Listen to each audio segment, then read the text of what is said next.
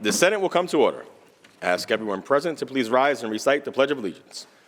I pledge allegiance to the flag of the United States of America and to the republic for which it stands, one nation, under God, indivisible, with liberty and justice for all. In the absence of clergy, let us bow our heads in a moment of silent reflection or prayer in memory of James Sauer and Stuart Dietrich, who passed away in a helicopter crash while conducting a training exercise for Mercy Flight.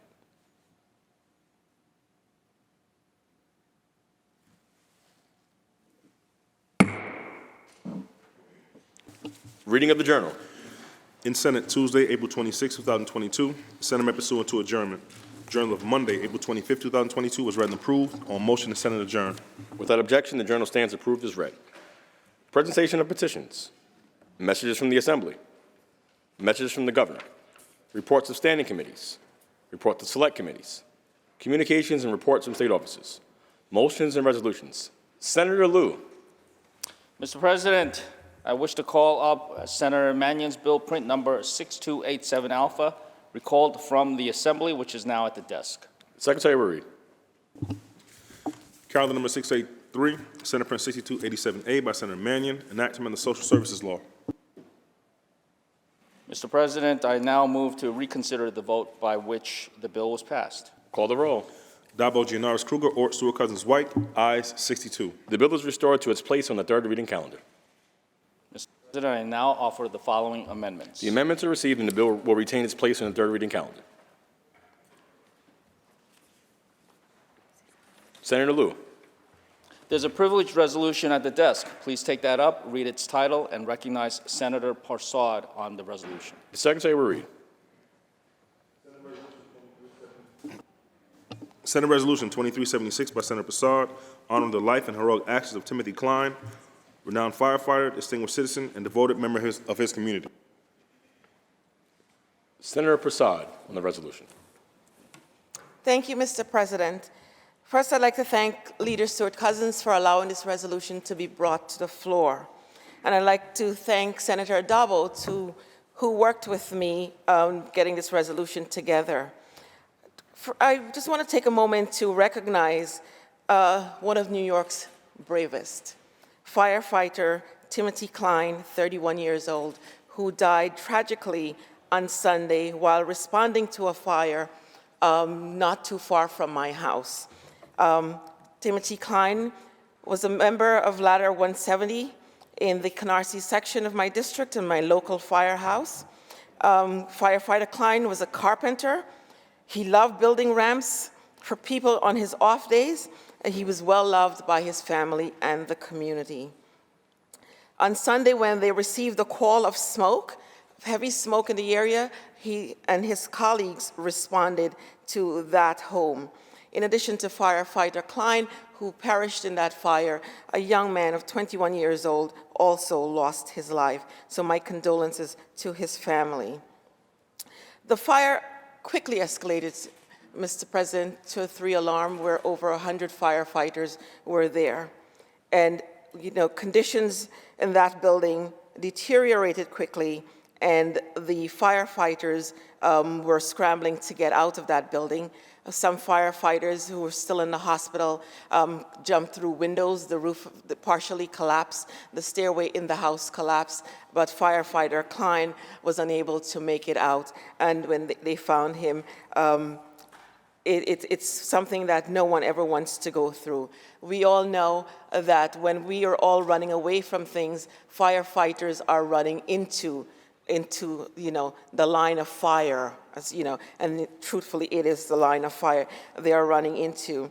Firefighter Klein was trapped. Firefighter Klein, his colleagues tried desperately to get him out, but they were unable to do so. I was there at the hospital until very late with all of his colleagues, and no one ever wants to be there going through that when you see the anguish that firefighters were going through as they're learning the fate of their colleague. Ironically, and it's what a tragedy it was, a few years ago, from that same ladder company, Ladder 170, firefighter Pollard died trying to save someone on the Belt Parkway in my district. And at that funeral, I sat there while firefighter Klein gave the eulogy on behalf of that firehouse. And so we're sitting there Sunday night saying, my goodness, he was so distraught because he had lost a friend and a colleague. And now here we are again talking about him and looking at his colleagues from that firehouse and wondering now which of them will be the one giving the eulogy from that firehouse. So it is a sad day for the FDNY. It's a sad day for the city of New York. It is a sad day for Senate District 19, the firehouse. I'm going to tell you, firefighter Klein, he died a selfless hero. You know, he signed up for a job that he loved and he really wanted to do. His fellow firefighters loved him. He had this presence about him and he cannot be replaced. No one can ever be replaced, but the presence of firefighter Klein will never be replaced. Firefighter Klein is survived by his parents, Diane and Patrick Klein, his 3 siblings, his sisters, Erin, Tara, and Bridget. He has aunts, uncles, cousins, and he has especially his cousin Keith Klein, who's also a member of FDNY. And firefighter Klein also leaves his girlfriend. What a tragedy for this family. So, my colleagues, I ask you just to remember firefighter Klein in your prayer, because as we say, firefighters are always running into the fire when we're all running out. Mr. President, I vote aye. Thank you. Thank you, Senator Prasad.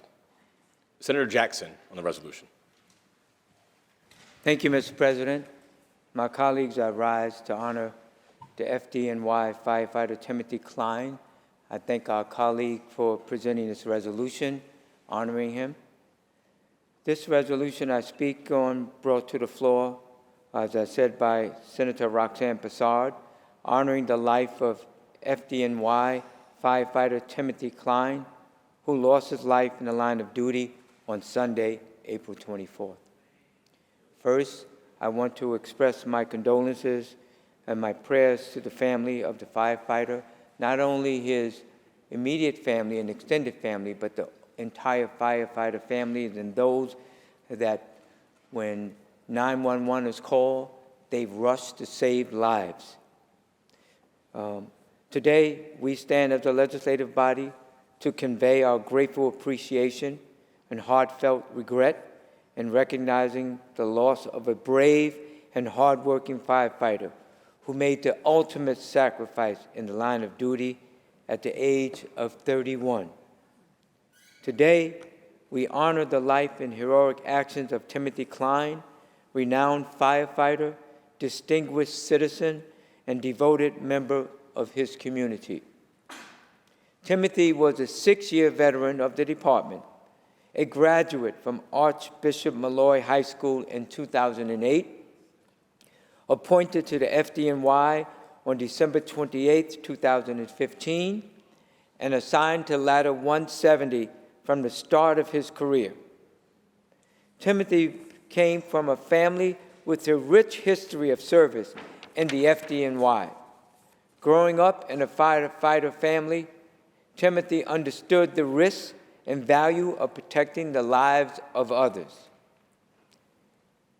He was beloved not only in Canarsie, but where he grew up, with the Rockaway Beach community remembering Klein as someone many aspired to be like, a great person, full of faith and love for others.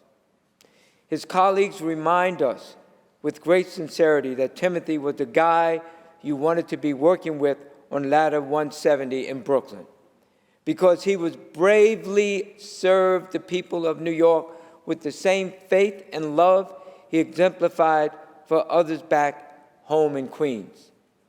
And today, our city mourns because it has lost another of its bravest, whose principal labors were based on serving and protecting the lives of fellow New Yorkers.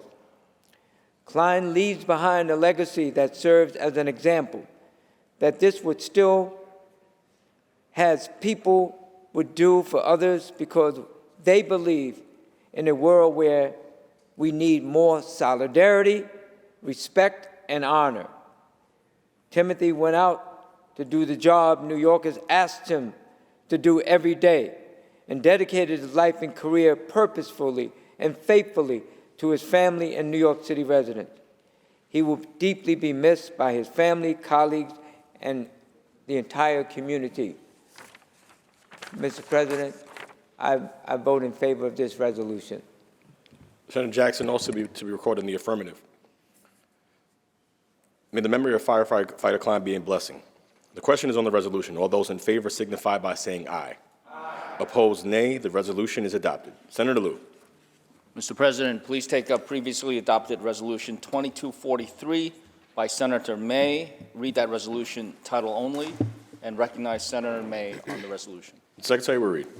Senate Resolution 2243 by Senator May, memorializing Governor Kathy Hochul to proclaim April 2022 as Fair Housing Month in the state of New York. Senator May on the resolution. Thank you, Madam President. I am proud to speak on this resolution naming April as Fair Housing Month in New York State. The Fair Housing Act was signed into law on April 11, 1968. It prohibited discrimination concerning the sale, rental, and financing of housing based on race, religion, national origin, or sex. It actually passed the Senate narrowly on April 4th, the same day that Dr. Martin Luther King was shot. A decisive voice in that debate was my U.S. Senator at that time, Edward Brooke, who spoke about returning from fighting in World War II and being unable to buy a home in a community of his choice because he was black. As we know, the Fair Housing Act did not put an end to housing discrimination, and this body has taken important steps in recent years to address continuing violations here in New York State. We have funded an expansion of the type of testing that Newsday carried out on Long Island that identified discriminatory practices by realtors. And we continue to work to ensure fair housing organizations have sustained, reliable funding to be effective watchdogs against future abuses. In 2022, 54 years after the passage of the Fair Housing Act, we still see high levels of racial and economic segregation throughout the state, especially in our upstate cities. My home city of Syracuse has the highest rate of child poverty of any city in the country. About half of families are rent burdened. 10% of high school boys are functionally homeless. And rates of lead poisoning and environmental toxins and hazards remain unacceptably high. All of these failures disproportionately affect people of color, single moms, and refugee families. We must be intentional in examining how policy created and sustains these conditions, and what we can do to ensure that all people in our state have housing choice and the freedom to live where they desire. We need to evaluate the role played by systems of zoning, code enforcement, eviction, legal representation, and investment in affordable housing if we are to continue the legacy and action of the civil rights movement that led to the passage of the Fair Housing Act. I vote aye. Thank you, Madam President. Thank you, Senator. Senator Jackson on the resolution. Thank you, Madam President. My colleagues, I rise in favor of this resolution, and I stand to speak on the resolution brought on the floor by our colleague, Senator Rachel May, recognizing this April 2022 as Fair Housing Month. When I heard that we were speaking on this resolution today and voting on it, I wanted to make sure that I got an opportunity to speak on this because many of the people that I represent are renters in New York City, the majority of them.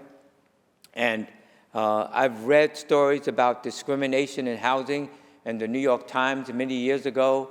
And also I felt that I was discriminated against myself as a young black man looking for an affordable place to live for my wife and my daughter. So housing is a human right, and housing discrimination denies people the right. It is evident that fair housing advances economic opportunities and help close the wealth gap that has historically disadvantaged communities of color for generations.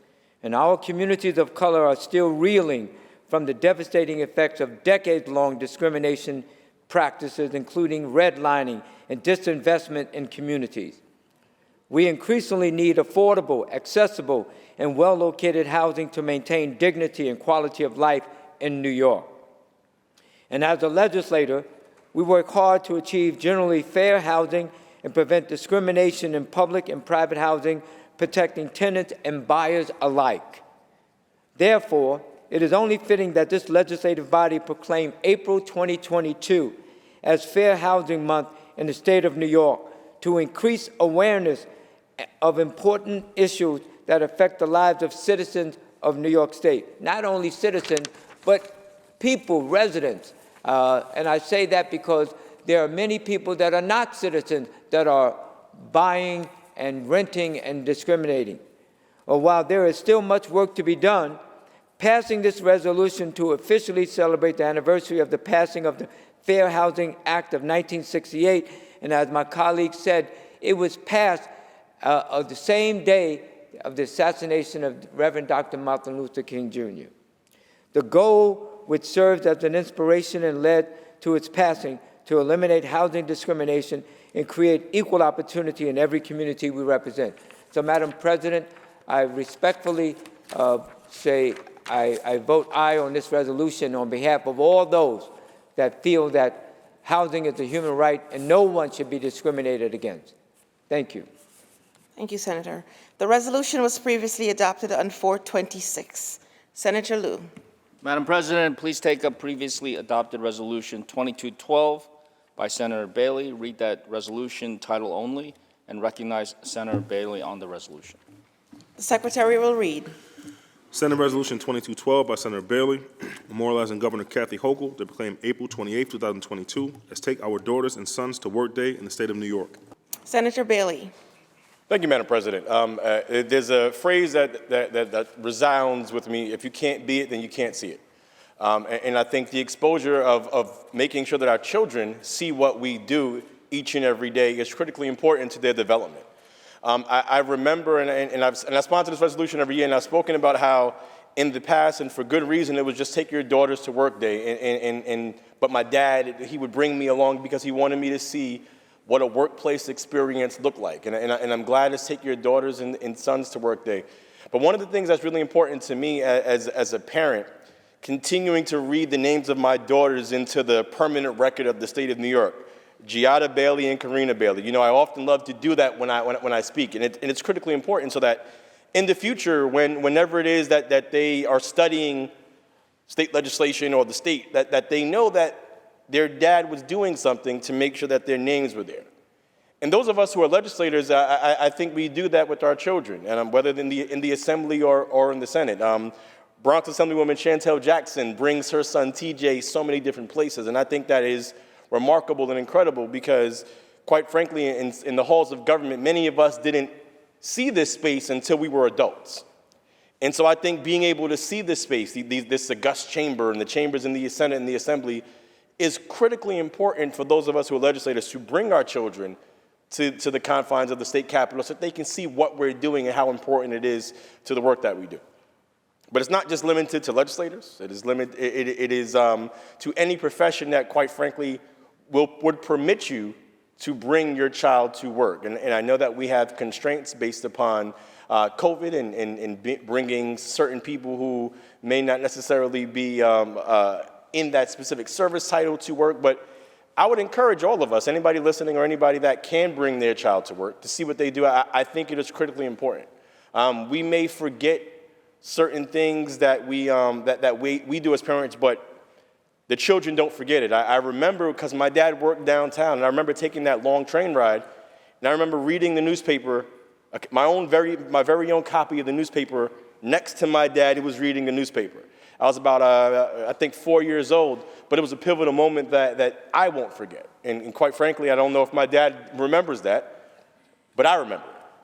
And our kids will remember the times that they've come to the Capitol, that they've gone to the precinct, that they've gone to the firehouse, that they've gone to the school, that they've gone to whatever place of work or line of business that their parents are in, so that they can see that their parents contribute something great to society, and that our children are on track to contribute something greater to society.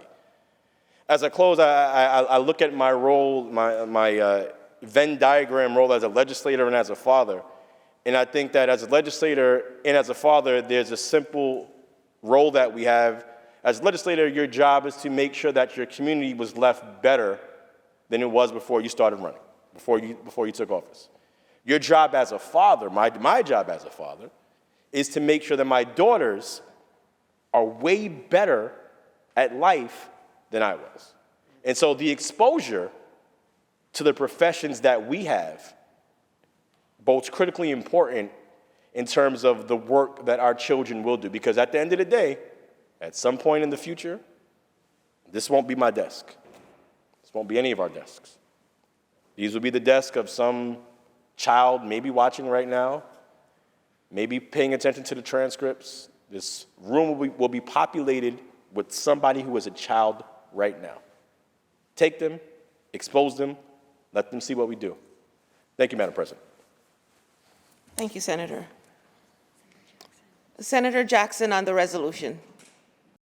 Thank you, Madam President. I rise to speak in favor of the resolution. When I heard that tomorrow is going to be Take Your Daughters to Work or Your Sons to Work Day in New York State, I just want to reflect back when I was the president of the Parents Association at our school and the president of School Board 6 in Northern Manhattan. I encourage people to bring their children to work. The bond that they have with their children asking questions about the type of work that you do. And for me, I first worked for the state of New York investigating unemployment insurance fraud, and then for 22 years as a labor union representative. And so my daughters, I took them to work with me. And now I don't have little daughters to take to work. They're taking me to their offices because our daughters are 46, 41, and 35. But I have grandkids that are very, very important in the process. And they see the type of bond that happens when you bring your children to work and people talk to them and they talk to them, and you're just proud that you have children that you can take to work, and it builds the relationship and bond of the family. And that's so, so important. And believe me, the administrators at work see how important that is, that you are bringing your children to work. And listen, they appreciate that and understand that. I remember in school when I went to a parent-teachers conference, and in the notes of the file of my daughter's record in the principal's office, it says, parents come to Parents Association meetings. And in essence, it was listed in the file. And that's so important that you build a connection with your children regarding either it's work or school. It doesn't really matter. That's important. So thank you, Senator Bailey, for putting forward this resolution for tomorrow, April 28th, 2022, as Bring Your Children, Your Daughters and Sons to Work. Thank you. Thank you, Senator. The resolution was previously adopted on 4/5. Senator Liu. Madam President, please take up previously adopted Resolution 2360 by Senator Ryan. Read that resolution title only and recognize Senator Ryan on the resolution. The Secretary will read. Senate Resolution 2360 by Senator Ryan, congratulating Rick Jenneret upon the occasion of his retirement after 51 years of distinguished service to the Buffalo Sabres hockey team. Senator Ryan. Thank you, Madam President. I sense I won't be the only Buffalo Sabres fan heard from today on this resolution. So when the regular NHL season wraps up at the end of this week, it'll be the end of an era for hockey fans in Buffalo. Rick Jenneret, longtime play-by-play announcer. And when I say long time, 51 years as a play-by-play announcer. He's retiring. RJ, as he's affectionately known, he's a character all around Buffalo, but around the league, he's the longest tenured announcer in hockey. He joined the Sabres in their inaugural year in 1971. Did radio from 71 to 95, and then when the TV broadcast came in, he became the radio and the TV. But tremendous reach. Back when he was doing it on AM radio, that station reached into southern New York, southern Ontario, central New York, northern Pennsylvania. So his voice has been the soundtrack for the Sabres, for the entirety of the Sabres, for generations of fans. Really energetic style. He plays with words. Every kid in Buffalo has narrated their own goals with his own calls. Top Shelf, where Mama hides the cookies. Countless other ones. Dominic Hasek was a terrific goalie, and after one acrobatic save, he announced, "Oh, brother, we are not worthy." And from that point on, fans in the arena started bowing every time Hasek made a wonderful save. And his most iconic call is probably from 1993 when the Sabres beat the Boston Bruins in overtime, and Brad May scored the goal, and his call was "Mayday, Mayday, Mayday." Memorable calls, made him a legend amongst NHL broadcasters. In 2012, full decade before today, before his retirement, he was recognized by the NHL Hockey Hall of Fame, and he was given the Foster Hewitt Memorial Award. It's the highest honor they give broadcasters, and yet he kept going for 10 years. But for all the accolades that he has received in the last few weeks, and there have been many, anyone will tell you fame has not changed Rick Jeanneret. He's approachable. People see him in supermarkets. He stops and talks to kids. He can talk about hockey all day long. But one thing he never wants to do is talk about himself. He's a very humble person, and he's been pushing away the accolades over the last few weeks like you wouldn't believe. But he has a deep love for the game of hockey. He's a deep love for the Buffalo Sabres, and he's always, always there for the fans, especially for the kids. But few people associated with pro sports are held in such high esteem in Western New York. He's held in higher esteem than most people who played the game. So it's great to have Rick Jeanneret be the voice of the Buffalo Sabres for at least one more game.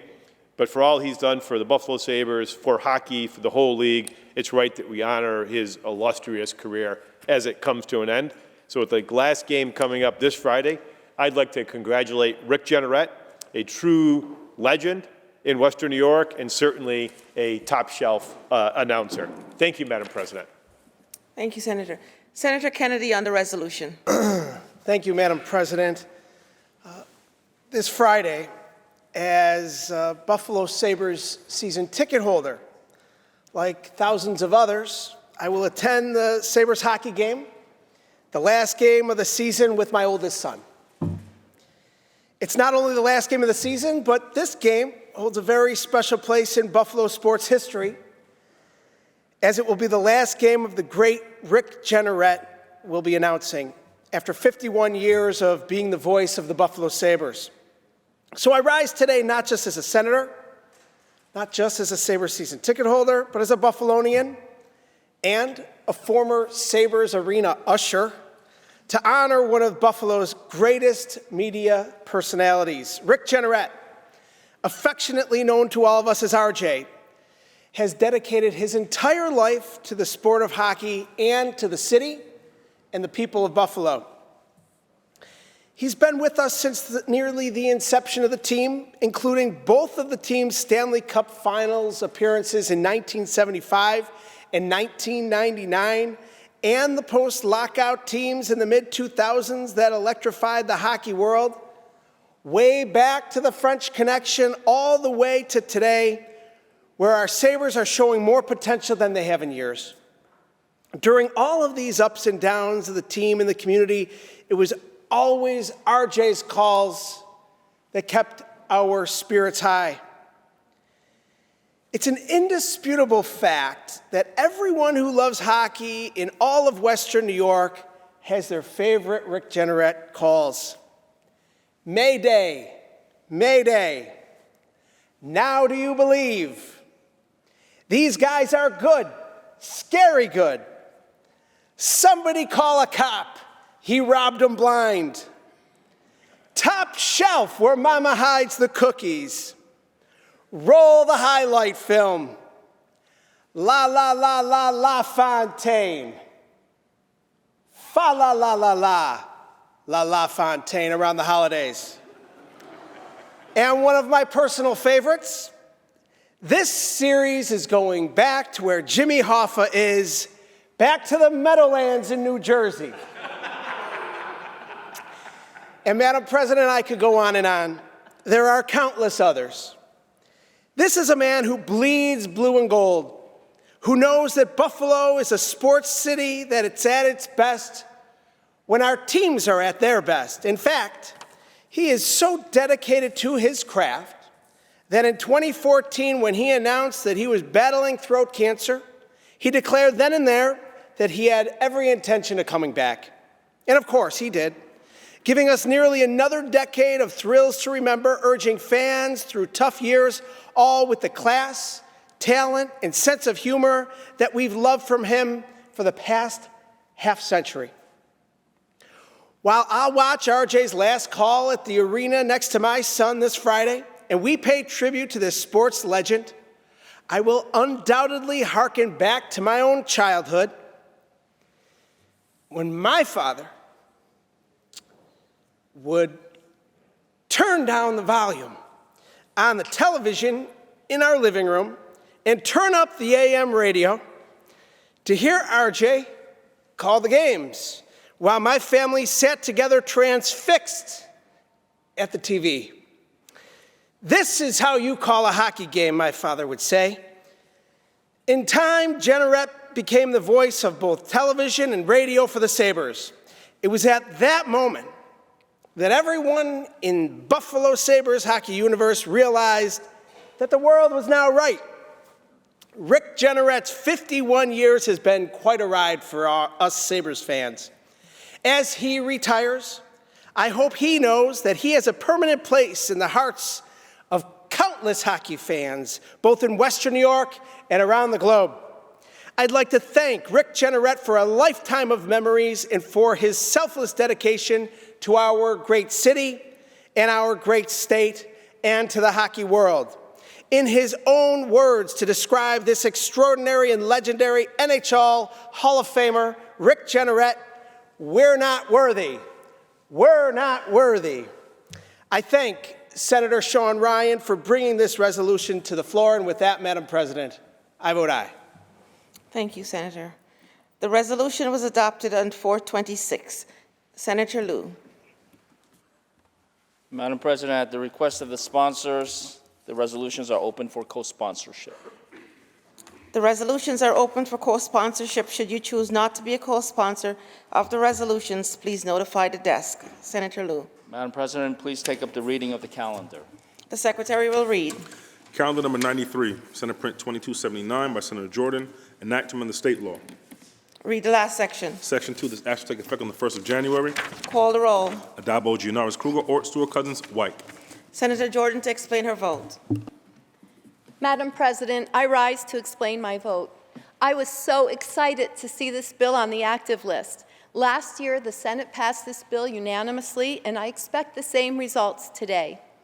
Designating New York State a Purple Heart state is, in comparison, a small way that we can recognize and honor the sacrifices of those who have been wounded or killed in combat and awarded the Purple Heart, sacrifices made for each of us and our treasured and free American way of life.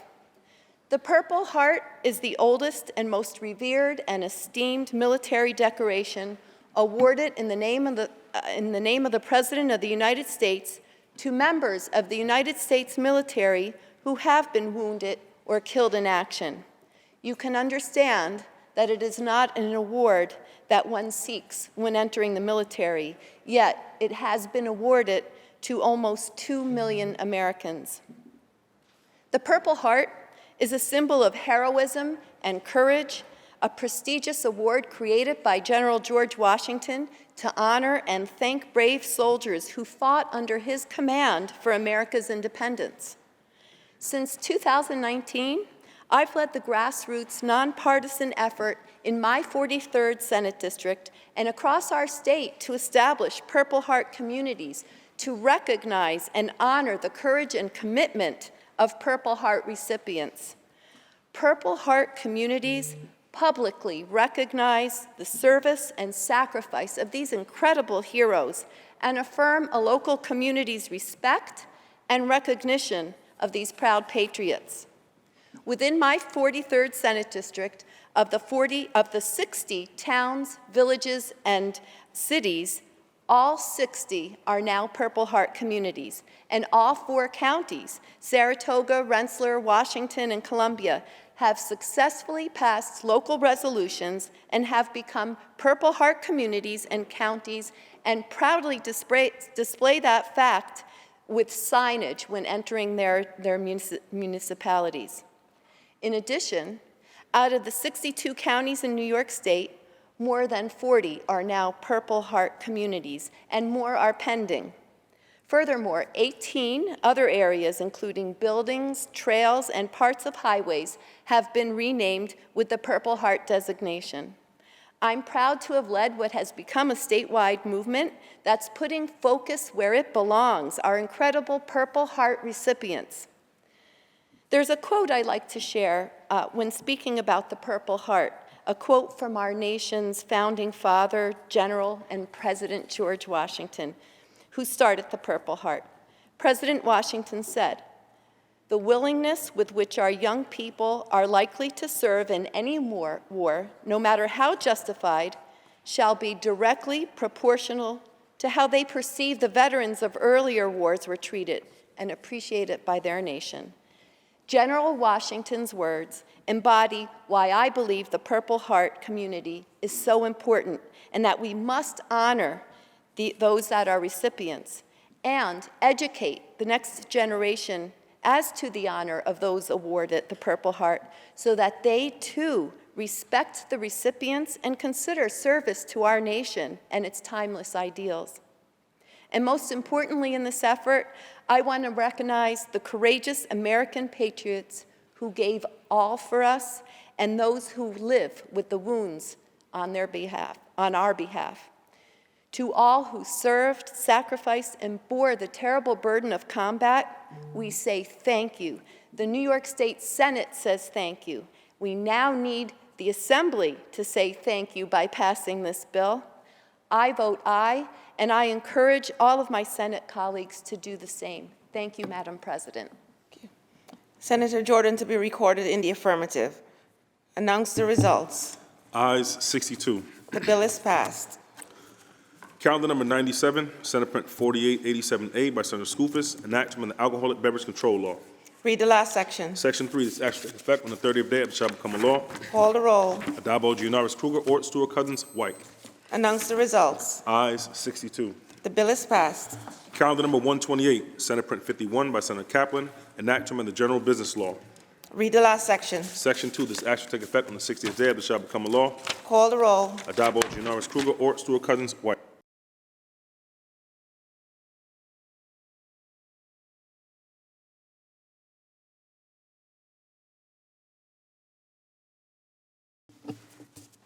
Announce the results. In relation to calendar 128, those senators voted in the negative are Senators Borrello, Gallivan, Griffo, Helming, Jordan, Lanza, Martucci, Oberacker, O'Mara, Ort, Rath, Ritchie, Steck, and Tedisco.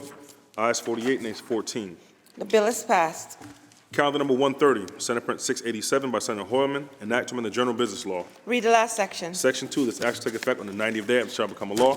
Call the roll. Addabbo, Gianaris, Kruger, Ort, Stewart, Cousins, White.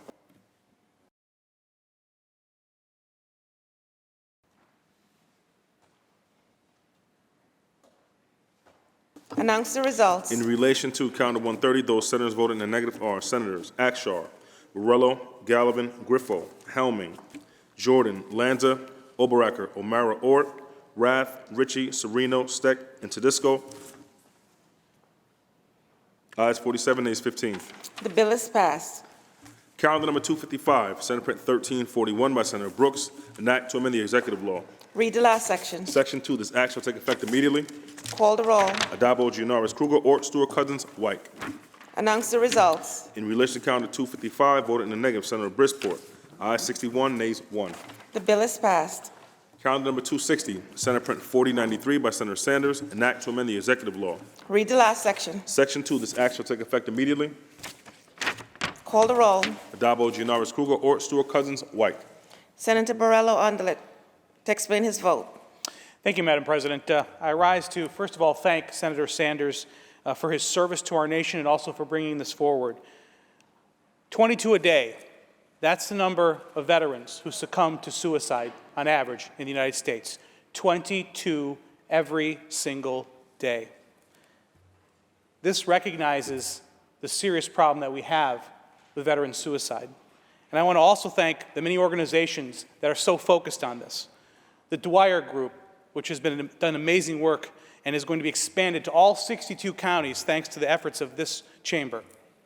Western New York Heroes, and Mission 22, who is directly focused on the 22 soldiers every day, veterans, who have taken their lives. These folks have served our nation bravely, and though they have survived battle and so many ravages of war, they come home and they cannot get over the scars of their service. So again, I thank Senator Sanders, and I proudly vote aye. Thank you. Senator Borrello to be recorded in the affirmative. Announce the results. Ayes 62. The bill is passed. Calendar number 261, Senate Print 4231 by Senator Stavisky, an act to amend the executive law. Read the last section. Section 2, this act shall take effect on the 1st of January. Call the roll. Addabbo, Gianaris, Kruger, Ort, Stewart, Cousins, White. Announce the results. Ayes 62. The bill is passed. Calendar number 364, Senate Print 1053A by Senator Mayer, an act to amend the penal law. Read the last section. Section 3, this act shall take effect immediately. Call the roll. Addabbo, Gianaris, Kruger, Ort, Stewart, Cousins, White. Announce the That's results. In relation to calendar 364, voted in the negative, Senator Brisport. Ayes 61, nays 1. The bill is passed. Calendar number 441, Senate Print 6239 by Senator Thomas, an act to amend the administrative code of the City of New York and the general municipal law. Read the last section. Section 3, this act shall take effect on the 120th day after it shall become a law. Call the roll. Addabbo, Gianaris, Kruger, Ort, Stewart, Cousins, White.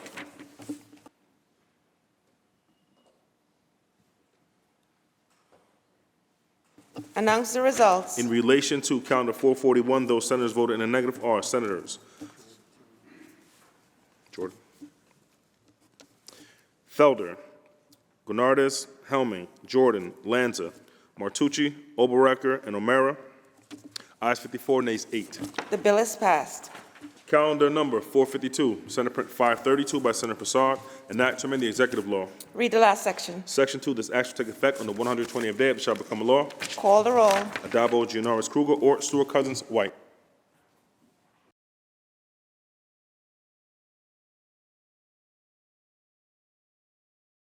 Announce the results. In relation to calendar 452, those senators voted in the negative are Senators Borrello, Boyle, Gallivan, Griffo, Helming, Jordan, Martucci, Matera, Oberrecker, O'Mara, Palumbo, Rath, Ritchie, Sereno, Stack, Tedisco, and White.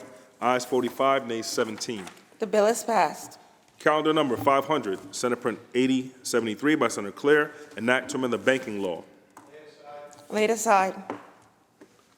Calendar number 607, Senate Print 3471 by Senator Kennedy, an act to amend the economic development law. Read the last section. Section 4, this act will take effect immediately. Call the roll. Addabbo, Gianaris, Kruger, Ort, Stewart, Cousins, White. Announce the results. In relation to calendar 607, voted in the negative, Senator Skoufis. Ayes 61, nays 1. The bill is passed. Calendar number 631, Senate Print 4733A by Senator Reichlin Melnick, an act to amend the vehicle and traffic law. Read the last section. Section 3, this act will take effect on the 1st of November. Call the roll. Addabbo, Gianaris, Kruger, Ort, Stewart, Cousins, White. Senator Borrello to explain his vote. Thank you, Madam President. First of all, I'd like to thank the sponsor for this bill. I think it's an incredibly responsible thing for us to do. And what this bill does is takes someone's prior convictions on operating a vehicle under the influence of alcohol and making sure that that is allowed to be taken into consideration by a judge if someone does it again. I think it's important to point out that this is exactly what we've been asking for a long time, which is to give judges discretion to understand a person's prior record when applying a sentence. This makes a lot of sense here, but it makes a lot of sense everywhere, which is why judges' discretion is so incredibly important, a key component of our criminal justice system that should apply not just in this particular case, but in every case that's being adjudicated in New York State. So I'm voting aye. Thank you, Madam President. Senator Borrello to be recorded in the affirmative. Senator Reichlin Melnick to explain his vote. Thank you, Madam President. I rise to speak about Brian Johnson's law. On a warm night in June 2012, Ossining resident Brian Johnson went out for a nighttime boat ride with his friends.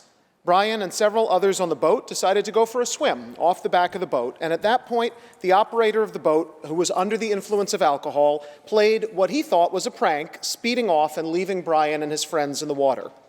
By the time the driver came back, Brian had drowned. He was just 26 years old. Brian was described by everybody who knew him as generous, soft-spoken, with a kind word for everyone and a willingness to help anyone. Sometimes it takes a tragedy to make us take common-sense actions that will make the world safer in the future. A year after Brian's death, New York State began to require a boating safety course to operate a mechanically propelled vessel.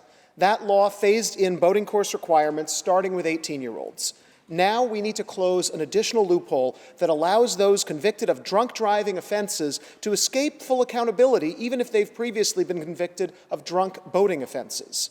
Under current law, a person could face a DWI charge and be perceived as a first-time offender despite having a history of boating while intoxicated. When a defendant demonstrates a pattern of reckless behavior, they rightfully face much harsher penalties. New York is home to many beautiful rivers and lakes, and as the weather warms up, a lot of folks are going to be eager to spend these beautiful sunny days out on the water. So we need to do all that we can to protect people, and a vote in support of this bill today will bring us one step closer to making Brian Johnson's law a reality. New York must demonstrate that we take the crime of boating while intoxicated very seriously. Drunk boaters must be held accountable for their dangerous behavior. And so I thank my colleagues in the Senate for supporting this bill last year and supporting this bill today. My colleague in the Assembly, Assemblywoman Sandy Galiff, has introduced this bill again this year, and I hope it will pass so that Brian Johnson's bill will become Brian Johnson's law. His death was a tragedy for his family, his friends, and the entire community in Ossining that I represent. Passing this law will not heal the eternal ache that his family is feeling or bring him back, but if it can save other families from experiencing this same loss, it will be worth it. I vote aye. Senator Reichlin Melnick to be recorded in the affirmative. Announce the results. Ayes 62. The bill is passed. Calendar number 638, Senate Print 7378A by Senator Harkam, enactment of the tax law. Read the last section. Section 4, this act will take effect immediately. Call the roll. Adabo, Gianaris Kruger, Ort, Stewart-Cousins, White. Announce the results. Ayes 62. The bill is passed. Calendar number 642, Senate Print 2728 by Senator Kaminsky, enactment of the general municipal law. Read the last section. Section 2, this act shall take effect immediately. Call the roll. Adabo, Gianaris Kruger, Ort, Stewart-Cousins, White. Senator Borrello to explain his vote. Thank you, Madam President. I spent 10 years in county government, and I can tell you that a lot of good work is done there, especially when it comes to economic development. One of the biggest challenges we face, quite frankly, when we're trying to attract a new business or improve a business or retain a business, which has been our biggest problem here in New York State as they flee, is our ability to actually give them the incentives that gives New York at least a level playing field with surrounding states, which is very important where I live because my district shares about a 100-mile border with the state of Pennsylvania. So what this bill proposes to do is essentially take away, under the guise of improving accountability, but just take away the ability for our local governments that are on the front lines of economic development to be able to properly and effectively continue to do economic development. And what it may return us to is to the old days, when it was all political patronage and pork barrel politics. That's not what we want. We want good policy.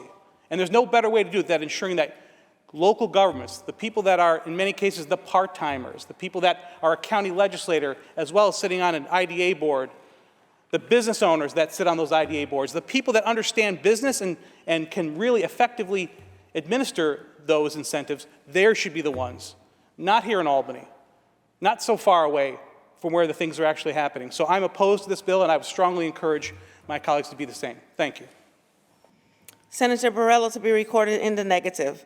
Announce the results. In relation to County 642, those senators voted in the negative are Senators Borrello, Gallivan, Griffo, Jordan, Lanza, Martucci, Oberacker, O'Mara, Ort, Rath, Ritchie, Sereno, Steck, and Tedisco. Ayes 48, nays 14. The bill is passed. Calendar number 643, Senate Print 3220 by Senator Tedisco, an act allowing for the creation of a joint police department for the towns of Webb and Inlet. Read the last section. Section 6, this act shall take effect immediately. Call the roll. Adabo, Gianaris, Kruger, Ort, Stewart, Cousins, White. Announce the results. Ayes 62. The bill is passed.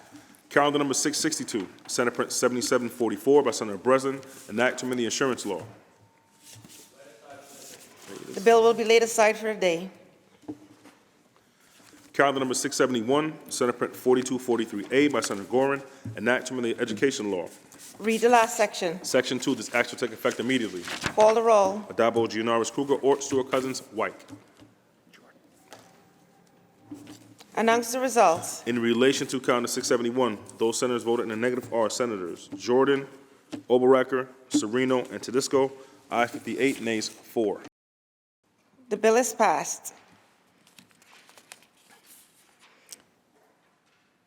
Senator Liu, that completes the reading of today's calendar. President, please go to the reading of the controversial calendar.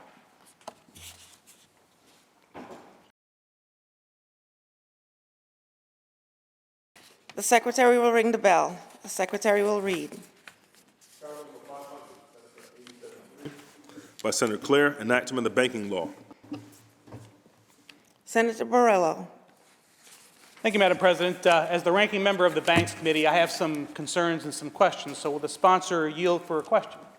Will the sponsor yield? Sponsor yields. The sponsor yields. Thank you so much, Senator Clare. Appreciate it. My first question is, this is obviously about investments and who can invest in what kind of things in New York State. So will this bill apply to all banks and all financial institutions that could potentially invest in private prisons? Banks that are chartered by New York State, yes. Sponsor continue to yield. Will the sponsor yield? Yes. The sponsor yields. So just to be clear, only state-chartered banks, because most banks in New York State are actually federally chartered. And of course, we have investment companies. New York State is the investment capital of the United States, perhaps the world. So this only applies to state-chartered banks, is that correct? Yes. Okay. Thank you for that clarification. Madam President, will sponsor continue to yield? Will the sponsor yield? Yes. The sponsor yields. So isn't the intention of this bill to have basically a direct impact on how other states are doing business with contractors and the federal government? I mean, it's really not about the New York State. We're trying to impact things because in New York State, we no longer allow private prisons. Private prisons are outlawed. So isn't this really trying to affect the financial decisions made by New York-based state charter banks and how they do business in other states? It's about, we banned private prisons in New York State in 2007, and we don't want any loopholes. We don't want anybody investing in private banking. Private prisons. Thank you. Madam President, will the sponsor continue to yield? Will the Yes. sponsor yield? Yes. Sponsor yields. So then, the sole purpose of this is to, because New York State, as you mentioned, does not allow for private prisons. The sole purpose of this is to impact the operation and I guess the construction and operation of private prisons in other states.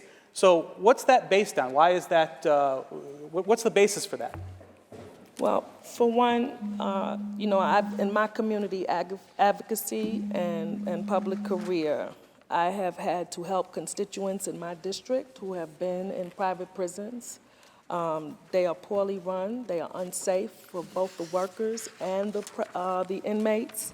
The experience is horrible. It's a horrible experience, and I think that they are just, these private prisons allow for lobbying of elected officials to increase incarceration. And I don't think prisons should be for profit. They are there for correction and for rehabilitation. Oh, there it is. Private prisons are an inherently problematic industry as they make money through incarceration. The purpose of prisons is ultimately, like I said, correction and rehabilitation, not profit. Better said.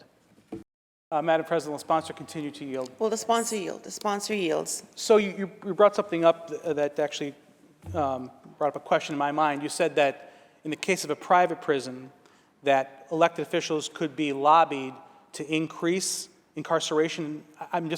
Could you please explain that? They are lobbied to create ways to increase incarceration. We have had, historically, there have been cases, and maybe not just elected officials, but judges who have been corrupt in sentencing young people to these private prisons for some sort of a kickback, and we don't want to encourage that kind of behavior. We want to make sure that our prisons are there to rehabilitate and to provide corrective course and to stop recidivism, but we don't want people incarcerated because there's profit involved. Madam President, the sponsor continue to yield? Yes? Will the sponsor yields. Sorry, one more. No, and I appreciate that, but you made I think a pretty serious accusation that judges are taking bribes to encourage people to be sentenced to prison directly so that it can be a profit can be generated from the companies that operate the prison. Have we had cases of that? Has that occurred in other parts of the United States, or do we have any evidence of that? Yes, there was a case. Let me just hold on.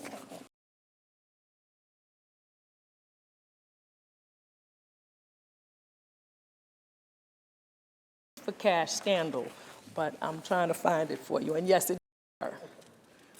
Madam President, will the sponsor continue to yield? Will the sponsor yield? Yeah, so I will. I'll take your word on that. Yeah, too. Please do. Appreciate that. But the biggest issue here is that the vast majority of financial institutions in New York State, banks, investment firms, people that would actually be companies that would actually be investing in these private prisons are not state-chartered banks. And in fact, state-chartered banks are our community banks.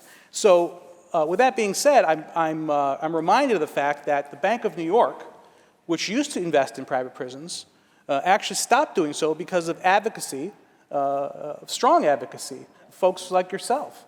So wouldn't the better path be to engage those folks that are depositors, people that have mortgages and do business with these banks, to organize if private prisons are as bad as you say, and just encourage them to actually divest? Because getting Bank of New York to divest from private prisons is much more significant than a local community bank that's likely a state charter bank. Wouldn't that be a better path?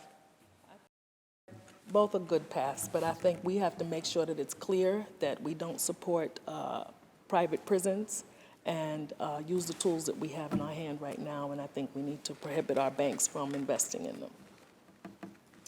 Madam President, on the bill. Senator Borrello on the bill. Senator Clear, I don't know if that was your first debate or not, but thank you very much. I appreciate the engagement and indulgence today. Thank you. As I've said many times in the Banks Committee, what we do in the Banks Committee is, and the legislature in general, only impacts state-chartered banks. These are our community banks. So in the end, I can't find much evidence of any investment in private prisons by our state-chartered banks. But this actually sets a bad precedent. What we're saying is, to every financial institution in New York, but particularly those that are state-chartered banks, that we are going to tell you what you can and cannot invest in. And I understand that Senator Clear's experience is very different from mine and others, but the facts, the data, doesn't support the fact that private prisons are any less good, quite frankly, than government-operated prisons. The data just isn't there. There's always anecdotal evidence. We can find that in any situation, anecdotal evidence or of a certain situation. But holistically, on a broad scale, they are not operated more poorly. And in fact, they have an incentive, because they are making profit, to make sure that they do remain the contractors to provide that service. But that being said, I'm not going to dispute that issue at that granular level, but just to say that here in New York, we have lost our state-chartered banks in large numbers. I believe 40% just in the last decade or so. It's very easy, quite frankly, for them to become either a federally chartered bank or get out of the business in New York altogether, which is what many, unfortunately, have chosen to do. And what does that do? That reduces these small community banks that give loans to people that otherwise would not be able to get a loan, that take those risks because they're the people in the community, the people that are on the board, the people that are in management. They know the community. So every time we put another nail in the coffin of our state charter banks. We're putting another nail in the coffin of New Yorkers, particularly New Yorkers on a lower income level, to be able to do things like buy a car, own a home, send their kids to college. And this is just another example of setting a bad precedent with bad financial decisions. Thank you, Madam President. Are there any other senators wishing to be heard? Seeing none, debate is closed. The secretary will ring the bell.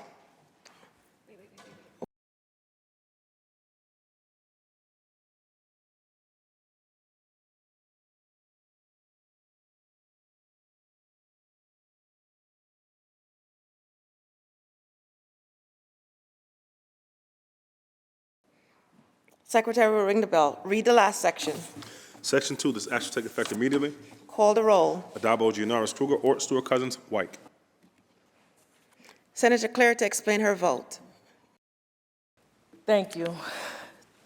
This bill sets a very clear moral and policy principle, which follows upon the fact that we already prohibit the operation of private prisons in New York State per Section 121 of the Correction Law.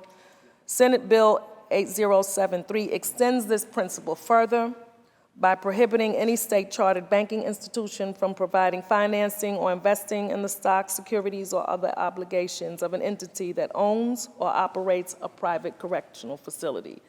New York has been wise enough to ban the very existence of private prisons in the state, and thus it is extraordinarily logical to prohibit banks chartered by the very same state from investing in an activity that we have declared is not only prohibited but morally outrageous.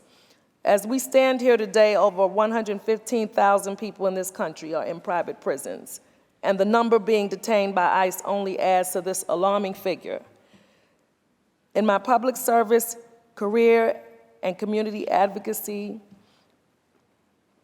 I have helped numerous constituents who had family members in private prisons, and the experience was horrible. It's often difficult and sometimes impossible to make contact with the facilities and get information on relatives, set up visits, or perform any kind of wellness check.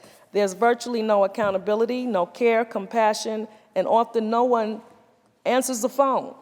Given the fact that private prisons pose glaring moral and ethical conflicts and are filled with lax safety standards for incarcerated individuals and employees,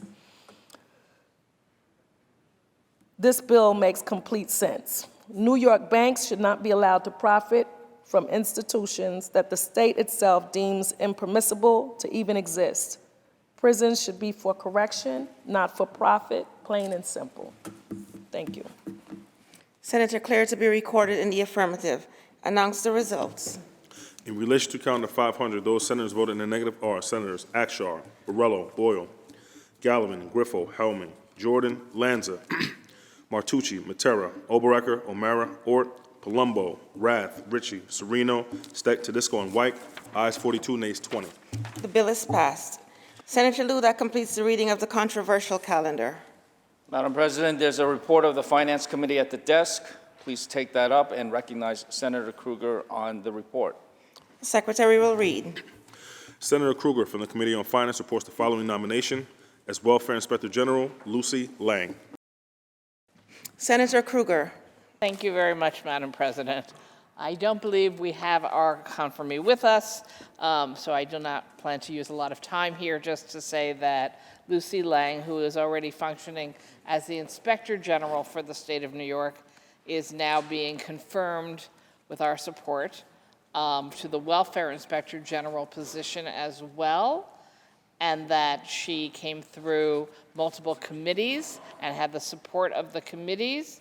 Some of us know Lucy from when she was a Manhattan ADA who actually ran for the DA slot, I guess about a year ago now, and that she has a long history of working on many complex issues. I was personally very glad to hear her talk about the experience as the Welfare Inspector General finding vendors and companies who are exploiting our programs and actually taking money away from the people who deserve and need this money, low-income New Yorkers, and rather exploit situations to take advantage and even steal the money from the government and from the low-income New Yorkers, and so that she does have a very broad understanding of how fraud and abuse can take place, but is most likely to take place in these programs with vendor participation.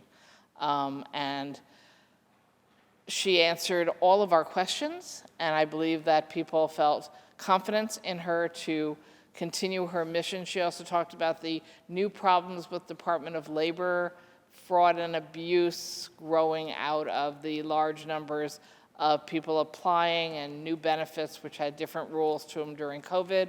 So, you know, the job of government is to continue to make sure we self-police ourselves and that we are all following our laws, and inspector generals play very important positions. And I believe that we have confidence that Lucy Lang will do exactly that in her second or third position. I think she's also the IG of one other agency already, but we have confidence in her handling this additional position as well. So I do nominate her. Thank you, Madam President.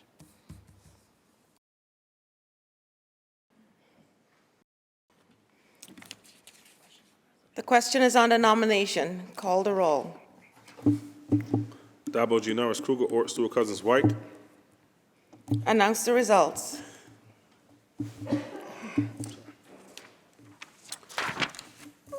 In relation to the nomination of Welfare Inspector Lucy Lang, those senators voted negative are Senators Oberacker, Steck, and Tedisco. The nomination is confirmed. Senator Liu. Madam President, is there any further business at the desk? There is no further business at the desk. Then I move to adjourn until Monday, May 2nd at 3 p.m., the intervening days being legislative days. On motion, the Senate stands adjourned until Monday, May 2nd at 3 p.m. Intervening days being legislative days.